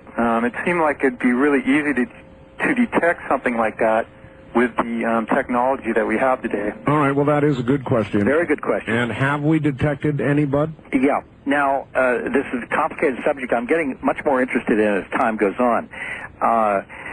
There have been, I know now personally of 2 cases where an X-ray indicated the presence of a strange object. And before the X-ray, before anybody could do anything about the situation, in one case the X-ray was not in the possession of the person with the implant until a week after it was taken. That person was re-abducted, found herself bleeding from the nostril when she woke up in the morning, and evidently our little friends in the sky had come back and removed it. As if when the X-ray was taken, some alarm bell goes off, so to speak, and they come and take it. The second case happened to be a woman in whose child, it was actually the child involved, was about a 5-year-old girl who had been having abduction experiences, and she had an accident completely unconnected with UFOs. She fell off her bicycle or some such thing, and they thought she had fractured her skull, and she was taken to the hospital, whereupon the doctors, this again in Italy, discovered a strange object. By the time she was taken back to the army base where her father was stationed in Germany, and she was re-X-rayed, again, the object was no longer there. Wow. Now, I have those X-rays in my possession, and they, beyond any doubt, show foreign objects of metallic origin.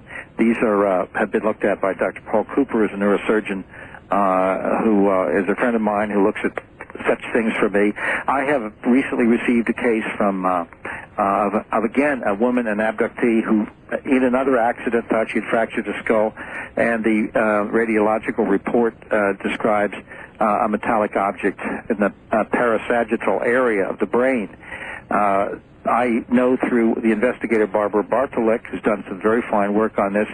I have other images of, actually it's a videotape of the X-ray and MRI showing a foreign object in the medulla, and another one which shows an odd object with a very clear-cut symmetrical shape in the hip bone. And the man had been abducted, had terrible pain in his hip, and even the scar right opposite where this object seemed to be. I don't know what Barbara Bartolik is doing with those cases, but the point is the ones that are in the head are in places where it would be extremely dangerous to try to retrieve them. There have been some objects that have been recovered from the nostril, and 2 from the underside of different men's penises, of all things. These objects are not radio-opaque, do not have any kind of heavy metallic makeup. There are a lot of more organic elements, carbon, silicon, and so forth. I believe, I don't know on what program, but I saw somebody actually holding one, Bud, which appeared to be triangular in shape and kind of crystalline. Yeah, that's the glass-like object. We don't know much about, I mean, I've held that in my hand, too. Oh, you have? Actually, I've held several of these things. However, this is the big problem. The objects that have been recovered so far, unlike these metallic objects we have not recovered, are made of enough familiar elements, especially, as I said, silicon, carbon, and so forth, that no scientist is going to say there's no way that this object couldn't have originated on Earth. It might be a bit of a problem to imagine how an object lodges on the underside of the under the skin on the underside of a man's penis. But nevertheless, it's possible to imagine an alien implant which is made of fairly neutral materials, but which is charged in such a way that it does what they need it to do. We really have no way of knowing what these objects do, why they're there, and I always use the example to show how complicated it would be to guess alien motivations. All right, well, what about this, Bud? In the case of the ones you talked about where they have it in a portion of the brain, is anybody talking to these people about signing a release for when they die? that's what I would like to do. That's what we have to do. The idea of autopsies, that's something we have to go into. Now, it's very possible that these objects somehow can be removed by the aliens without leaving scars or marks. Obviously, their technology, if they can move a person through a closed surface, presumably they can move a metallic implant through the skull without leaving a hole. How that happens, we have no way of knowing. It sounds totally off the wall, and yet the evidence would suggest that's the case. At the same time, that sometimes when these things are put in the nostril or the ear, there is bleeding. But are we kind of like the caveman tinkering with the Sony?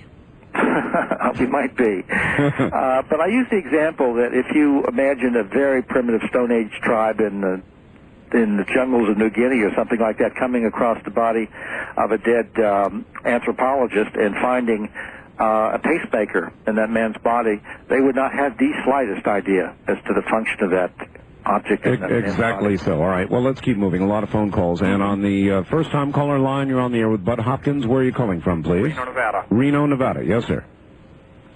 Go ahead. Sorry, am I on the air? Yeah, you're on the air. Go ahead. Bud, this kind of goes with the last caller. I was wondering if there were any other symptoms that identify abduction victims. And can I just kind of run down a list? Absolutely. Go ahead. Okay. Number 1, unexplained fast-healing injuries. Number 2, constant bloody noses. Number 3, blackouts, or what I would call unexplained timeouts. Yeah, well, that's more to the point, yeah. Okay, well, I got a whole list here, though, and there's only about 3 more. High intelligence in the victims or unsubstantiated strength. Substance abuse in people that may have been past abduction victims.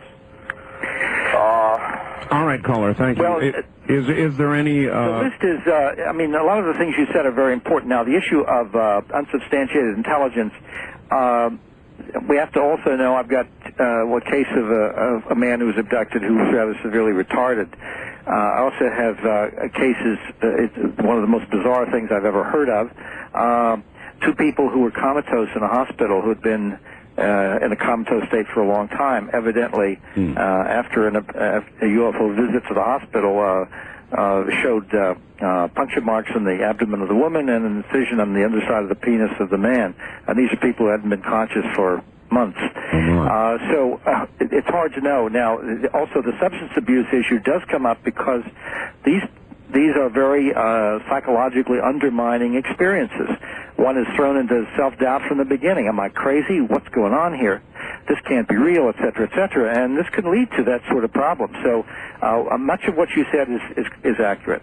So is there any... for bringing this up. Right. Is there any particular profile of abductees? Are they brighter? Are they lower on the scale of intelligence? It's totally across the board. And the demographics, when we did the Roper survey of people who had answered yes to 4 out of 5 of our indicator questions we thought were possible abductees, just fell across all ethnic, racial, gender, socioeconomic, educational levels, and so forth. There was no consistency. All right. On the toll-free line, you're on the air with Bud Hopkins. Good evening. Where are you calling from?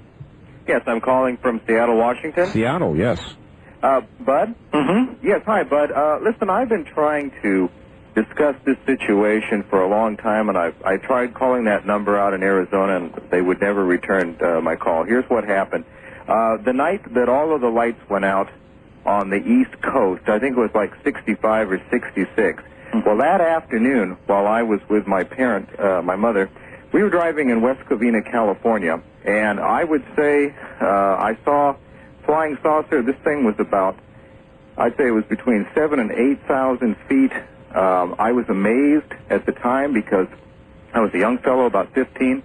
I saw 3 or 4 jet planes following it, and I noticed that they fired what I thought was a missile, and the thing exploded. And it was headed eastbound. This would have been toward the Pomona area. And that night, as I say, all of the lights went out on the East Coast. The lights also went out in the San Gabriel Valley of California around 8:30 that night. Well, now, you said you reported this to a number in Arizona. I'm not sure what number. There are lots of numbers that come and go here. Yes. What I would appreciate if you could write to us at the address that we've given, and we have somebody get in touch with you, get some more information. Yes, I'd be happy to. And I thank you very much. All right, thank you, caller. Bud, what about effects of UFOs, electromagnetic effects on radios, television, automobiles, any sense to any of that? Yeah, oh, absolutely. It goes with the territory. We again don't know whether this is deliberate, whether they can sort of zap someone's car, or whether it's a side effect of whatever propulsion system they're using, whatever that is. But just to tell you a really fascinating recent situation, Dr. David Jacobs was working with a woman who was quite petrified. She thought something was going to happen to her that night. She called him. Her husband was away. The 2 children were asleep. Anyway, to make a long story short, he got her to set up a video camera in the bedroom, which she had used on other occasions. Trained on the bed. And she went to sleep. There was enough light, and it was set at half speed, so it would run for 8 hours. Right. She went to sleep with the children in the bed. When she woke up in the morning, there was she'd been asleep about 8 hours, and there was still 25% of the tape unexposed. And it was still running. When she turned the tape on, it showed the image of her waking up, which she did not remember, getting out of bed and carrying each of the children away from the bedroom. So the bed was empty. Oh my! And the very next shot, she was back in bed with the 2 children, but it did not show her walking from the camera back to the bed.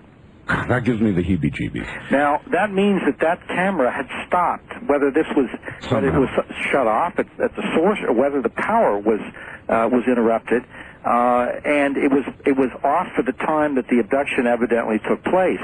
And so when she was placed back in bed, this is all speculation, but when she was placed back in bed with the children and the UFO left and the power resumed, the camera just started going again.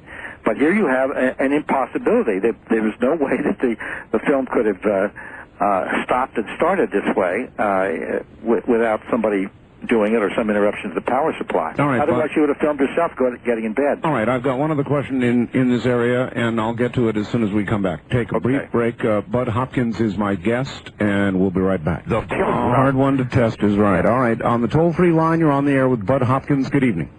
Hello. I'm pleased to finally get through. Where are you, sir? I'm calling from the Reno area. Reno, okay. KOH, no doubt. Yes, absolutely.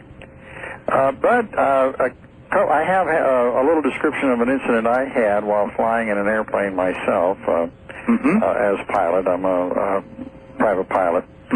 I was eastbound out of Sacramento, California, heading towards Placerville, just a little south of Mather Air Force Base, which was an active base. It's about 10 years ago. I don't remember the exact date. I remember it as springtime. And off in the distance, about my 11 o'clock range or field of view, I saw a very bright light. My first interpretation was it was probably a B-52 out there with his landing light on approach to Mather. So I just studied it, watched it, and kept a note of it because he was out there in the direction I was flying. And all of a sudden, this light proceeded north at an extremely high rate of speed. And I mean extremely, it went almost out of sight within, say, 2 seconds. That's fast. And the funny part about it, if that was an aircraft of any type, a vehicle that navigates through the air, and had a headlight on the front of it, or a landing light on the front of it, if he turned away from me, the light would disappear. Exactly, yeah. And this light did not. It grew dim as it proceeded into the distance. And I just kind of logged that myself in my own mind to say, well, I wonder if I'm going to see something like that ever again, which I never did.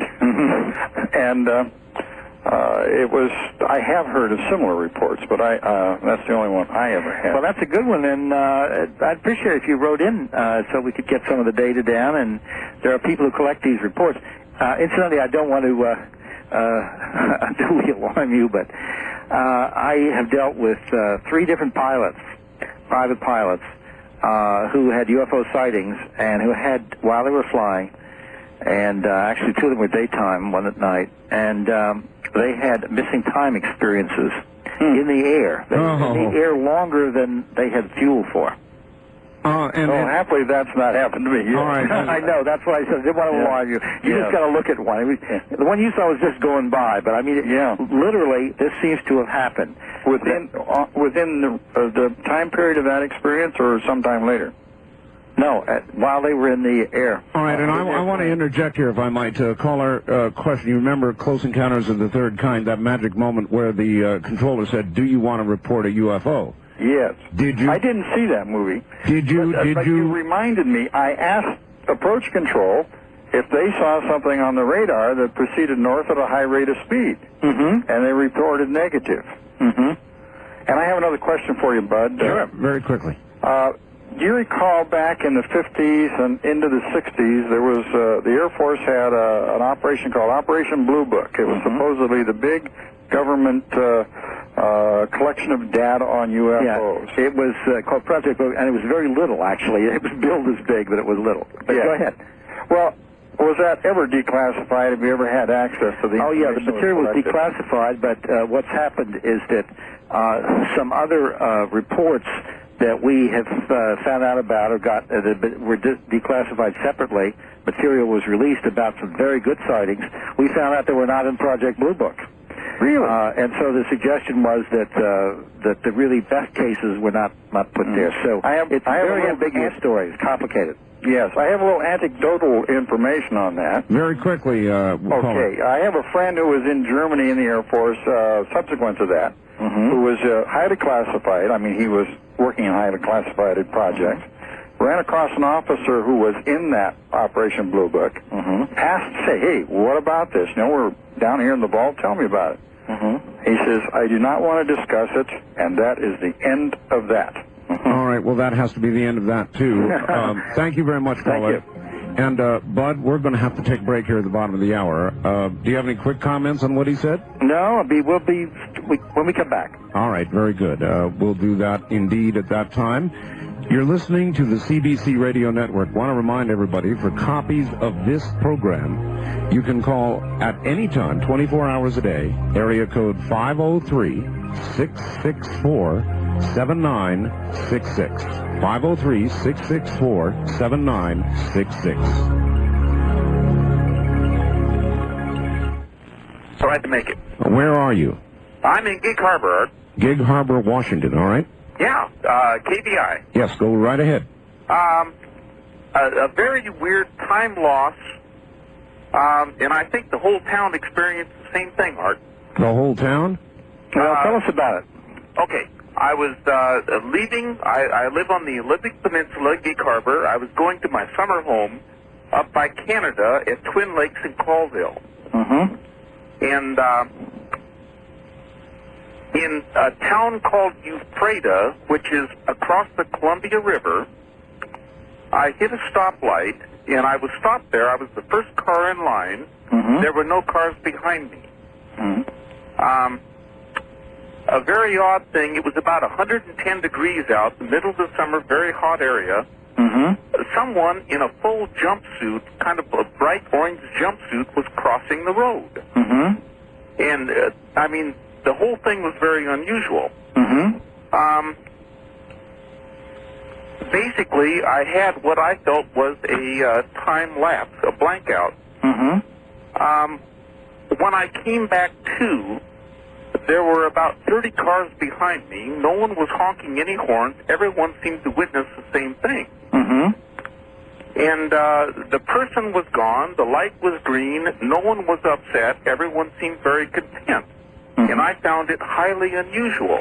Well, absolutely. Were the cars on the opposite side coming towards you stopped, too? There were no cars on the other side at all. But 30 on your side, which is... Yeah, it was like a city block backed up behind me. But and nothing coming towards you. Pardon? And nothing coming towards you. That's very odd. Yeah, exactly. Now, tell me about the man in the orange jumpsuit. How did he move, and did he look normal and so forth? What did you... He was walking apparently like a normal human being. And I'm telling you, I've never seen anything like this. I have no explanation for what happened. Well, I would like to hear from you about that, sir. If you could write to me at the address that I'm sure Art will give again, I would like to follow up on this because we have cases like this which involve quite a few cars. These experiences, many people in a cliche way think that this is just something that happens to one person at a time, but I have cases which involve conceivably hundreds of people at once. And certainly in abduction cases where I've investigated and where the same experience happened to everybody, 7 people at once and so forth. But your situation, I think, should be looked into. Do you have any idea of how much time elapsed? See, that's the whole thing is I'm really not certain because well, things like this happen out of the blue. Yeah. Did you ever dream about this afterwards? No, I really didn't. I told my wife about it. I told people about it, and everybody kind of said, well, you know, you probably just kind of heat exhaustion or something like that. But well, you send me a letter and with your name, address, and maybe I can give you a phone call back because it's something I'd like to follow up. All right, good. Thank you very much. Please do that, caller. And, Bud, there are a lot of plane crashes, not a lot, but a significant number, and, of course, car crashes. And I guess I want to ask, could some of them be the result of some sort of time loss and improper recovery? Well, things like that could happen. You know, I obviously the after effects of these experiences are unfortunate enough just in psychologically that I hate to suggest even more possible problems to people. Yeah. But things have happened. I did look into an automobile accident once that seems to actually a couple of them that seem to have had causes related to this where it would seem nothing was done deliberately, but in one case it seems the car was stopped and the people were switched off or taken, and then the car was started up before the people were fully conscious and an accident occurred. Oh, boy. All right, on the first-time caller line, you're on the air with Bud Hopkins. Good evening. Good evening. Turn off your radio, please. You bet. Right now. All right, and tell us where you're calling from. Good evening. Hello? Yes, hello. Tell us where you're calling from, sir. Sacramento, but they won't publish or they won't broadcast your stations. I got 780 in San Francisco. That's very clear. All right.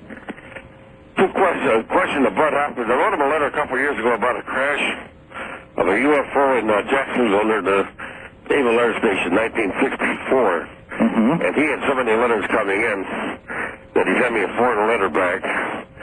And I tried to give him as many details as I could. Mm-hmm. They found 3 bodies in this about, this craft was about 25 feet diameter. The people were about 36 inches high. That's about it. Mm-hmm. And were you involved in this personally, or is it? No, I was stopped at the highway. They had all kinds of police, fire, everybody, the Navy, and I went to the Naval Base next day. I was interviewing the people there, and. Now, are you certain you wrote to me rather than to some other organization? Yeah, but I wrote to you. You did? Okay. Well, I wrote to Stan Friedman, too. Yeah, well, I'll have to look into it in my files. I just would you ever send me a postcard with your name and address and explain it so I can then look up your letter? Yeah. Okay? All right, do that, caller. Send him Thank you very much, and I'm sorry. I hope that I didn't just drop this one. Okay. Thank you very much, sir. Is it hard to handle the amount of mail that you get, Bud? Oh, it's extraordinary. And I'm still getting, I figure, even though the books have been out for quite a while, and Intruder's Missing Time, I'm still getting probably 2 new cases, potential cases a day. Oh, brother. And, some of these people are calling in tears and terrified, and I have some people working with me and some volunteers, and I've gotten some funding and so forth. But our organization, that's one of the things with Intruders Foundation, we have a newsletter, and we're just about to do another one. We're way behind on getting it out. It's 22 pages. I believe that's it.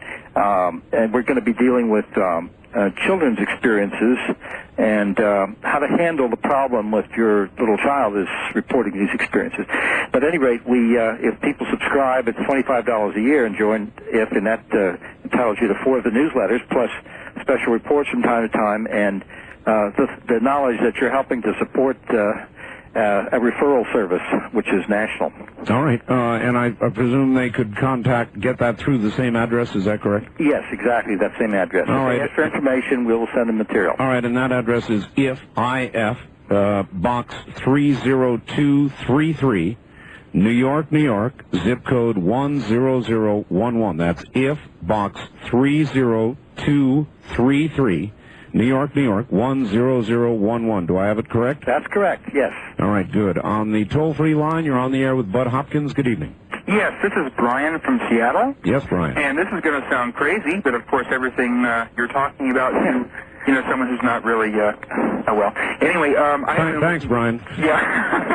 I haven't been listening for about 10 minutes, so I don't know what you've been talking about, but about the abductions and the implants? Yes. Okay, now... And, of course, when you enter into these discussions, you have levels of credibility and proof that really work along a mathematical scale. Like, the more you can really prove, the less you really find out. So I would, as a preliminary statement, you might want to listen more to the uncredible or the, you know, people you might be able to really discredit their information because they smoke and they drink and that kind of thing. Anyway, I have this thing in my nose. And it's like, I always wondered what it was, and I've got these things in my ears, too. But they're really small, they seem organic, and I didn't know what it was, maybe like some kind of a calcium deposit or something. But I don't know. And, you know, it's for me, it's not a scary thing, because it's kind of me, in a way. Well, have you had them, I mean, how do you know they're there? Well, I can feel them. Yeah. I mean, just very slightly, but I know they're there. I mean, see, here's the thing. You're talking about credibility. I mean, like, you're saying I'm going to have them checked out and all this kind of stuff. And here's the very thing you were saying about, well, gee, now that the X-ray showed it up, then they came and took it back or something. Caller, do you have any reason to believe they're not calcium deposits? Well, no. However... Well, my feeling is if you're really concerned about it, curious about it, I really have it looked at by an ENT man. That's what you really need to do. What? And he can tell you whether it's strange or whether it's an explanation. And in other words, caller, go to the doctor. No, you could, you can have a guy help you out a lot with this, and you could help us too. So. I get it. Okay, all right. Well, nice talking to you. And you have a happy Easter. Okay. Okay, you too. Thank you. Interesting. He calls you as though you are going to declare they are suddenly alien objects, and I guess people have to go out and find out for themselves. On the wild card line, you're on the air with Bud Hopkins. Good evening. Yes, Mr. Hopkins and Mr. Bell, I think most reported cases of abduction by aliens are not true, but there are some authentic cases, and these are examples of a government program of mind control in which people are given an hypnotic suggestion that they have been kidnapped by aliens. So if the listeners want the truth about this, they should get a copy of Martin Cannon's book, The Controllers, from a mail order service called Prevailing Winds Research in Santa Barbara. All right. Well, thank you. I know about Martin Cannon's theories, and I think that the government does a lot of nasty things. Perhaps some branches have done some nasty things, but it has nothing to do with explaining abduction accounts, because if this was the case, it would have had to have started practically under Grover Cleveland or something like that in terms of the president. All right. On the toll-free line, you're on the air with Bud Hopkins. Good evening. Good evening. Hi, where are you, sir? This is another Art from Edmonds, Washington. Edmonds, Washington. KDI. All right. Good, Art. As I listen to your program, I'm also sitting here reading the April issue of Harmony Magazine. And the lion's share of this magazine covers the same topic that you're talking about. I just wondered if Bob would know some of the people they mentioned. One of them is a Bob Lazar, Lazar. Right. Who is a propulsion system engineer who claims to have been hired to examine one of the discs that they had found, and he claims that it is propelled by gravity waves. Yes, all right. Listen on the air. Bud, not Bob, but Bud, are you familiar with the Lazar story? Oh, yes, sure you are. Yeah. And George Knapp is the investigator who's done the most careful work in relation to the Lazar case, and it's an ambiguous case, but there seems to be some solid evidence for his claims. It's an extremely difficult topic to go into at any depth, and since it's outside my area of expertise, really, I think George Knapp would be the man to talk to about that bit. All right, and we do speak with him frequently. Stand Okay. by. Bud, stand by just 1 second. We'll be right back to you. All right, back to Bud Hopkins. Are you there, Bud? I certainly am. All right, time is short. On our toll-free line, you're on the air with Bud Hopkins. Hi, where are you calling from? I'm calling from Richland, Washington. Richland, yes, ma'am. My name is Gail. I'm curious to know what Bud's opinion is on speculation that our government is well aware of the abductions and the alien things that are going on, but either can't do anything about it and so keep it hushed up, or they're getting something in return and so keep it hushed All right, up. I think his view is the first rather than the latter. What? Yes, we've gone into that, and I definitely think they're aware. I don't have any doubt about that. But I don't think there's any swap involved. We're not getting anything out of this. All right, on the wild card line, you're on the air with Bud Hopkins. Good evening. Where are you calling from? I'm calling from Reno. Reno, Nevada, yes. Bud, is there any other technique of remembering an abduction experience other than hypnosis that you know of? All right, thank you. That's a good question. There is another technique that has been used, and of course, people have talked about sodium pentothal and that type of thing, although that's not something I have any use for myself. Hypnotic regression works very, very well. There is a new technique which is being used by some psychologists. It involves rapid movement of the eyes I don't know what the motor connection is with memory, but there seems to be one, and it has been used successfully by a number of people to elicit information. You would have to go to somebody trained in that technique, but hypnosis is a very useful technique in the meantime, and safe. All right, good. On the wild card line, you're on there with Bud Hopkins. Hello there. Where are you, please? In Seattle, this is Jackie. All right, Jackie, you're hard to hear. Get close to the phone and ask a question. Okay, can you hear me now? Yeah, we can. What's up, Jackie? Hi, Bud. Hi. I was just wondering if you noticed any significant trends in UFOs, like in the things that they're doing. Trends, changes. Well, yes, in the sense that new things are coming to light all the time, and we don't know whether they're a new trend or whether they've been going on for a long time. This particular thing I'm going to mention, I think has been going on a long time, and that is the UFO occupants seem very interested in how we form relationships. And I just dealt with a couple who are about to get married, and they're in their 20s. And when they first met, exactly a year ago, they realized that they knew one another. They didn't know how, but they know a lot about each other, and there were some amazing connections. I mean, for instance, one of them remembered that the other had a birthmark on his chest. Oh, boy. They knew a lot about their backgrounds and how they looked and talked when they were younger and how they fixed their hair and everything else. And it seems that they have been abducted over different periods of time at intervals and brought together as if the aliens were studying long-term the way relationships are formed. Believe it or not, I have now maybe 6 or 7 cases like this. Now, this is something that's not really ever been made public, and I don't think it's all that common. But it definitely seems that this has been a systematic arrangement, and even to this point that there's a man in the United States in his 40s who, when he met an English woman here in the United States for the first time, she's about 41, they realized that they've known each other. They couldn't place where. They're both abductees, and when we looked into these experiences, they were first abducted when they were children. That implies, one from England, one from the United States. That implies alien matchmaking. Yeah, well, it sort of does, the great dating service in the sky. Yeah, that's right. But the basic point is that these people assumed all along when they remembered that they knew somebody, they assumed, well, it's a dream or something. I'm having a dream companion, but it's real. Wow. Toll-free line, you're on the air with Bud Hopkins. Time is short. Where are you calling from? Tacoma, Washington. All right, you're on the air. Go ahead. Well, thank you. Mr. Hopkins. Yes, sir. I, just a little while ago, I read a book by Jacobs called Secret Life. Very good book, too. An excellent book. And I'm right smack dab in the middle of a book called Abduction by Dr. John Mack. Yes. John, these are two of my closest colleagues and friends. Well, it's interesting what they both say. My question is this. These hybrid fetuses, children, there seems to be 2 scenarios to what they're doing with them. And I was wondering, which one do you believe? What are they doing with these children?